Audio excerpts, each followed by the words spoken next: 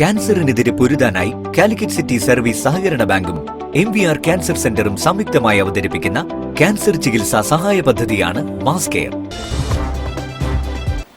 വാർത്തകൾ തുടരുന്നു. കോഴിക്കോട് ജില്ലാ റോൾബോൾ അസോസിയേഷൻ ജില്ലാ റോൾബോൾ ചാമ്പ്യൻഷിപ്പ് സംഘടിപ്പിച്ചു.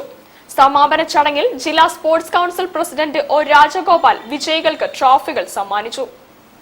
കാലിൽ റോളർ സ്കേറ്റിംഗ് ഘടിപ്പിച്ച് അതിവേഗത്തിൽ കൈകൊണ്ട് പന്ത് തട്ടിയുള്ള മത്സര ഇനമാണ് role ball championship. Sports council അംഗീകാരം നേടിയ റോൾ ബോൾ ചാമ്പ്യൻഷിപ്പ് കോഴിക്കോട് ജില്ലാതല മത്സരം ഇൻഡോർ സ്റ്റേഡിയത്തിൽ നടന്നു.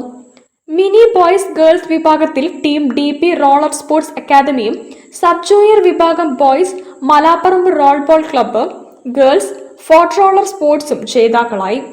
ജൂനിയർ ബോയ്സിലും സീനിയർ ബോയ്സിലും ടീം DP റോളർ അക്കാദമിയും ജൂനിയർ ഗേൾസിൽ കല്ലായി റോൾ ബോൾ ക്ലബ്ബും ജേതാക്കളായി. രാവിലെ നടന്ന ചടങ്ങിൽ ജില്ലാ sports council secretary Prabhu Premnath ഉദ്ഘാടനം ചെയ്തു. Association president advocate GP Shamjith അധ്യക്ഷനായി. സമാപന ചടങ്ങിൽ ജില്ലാ sports council president O Rajagopal വിജയികൾക്ക് ട്രോഫികൾ സമ്മാനിച്ചു. മികച്ച രീതിയിൽ നടത്തിയെന്ന് ജില്ലാ sports council president O Rajagopal പറഞ്ഞു.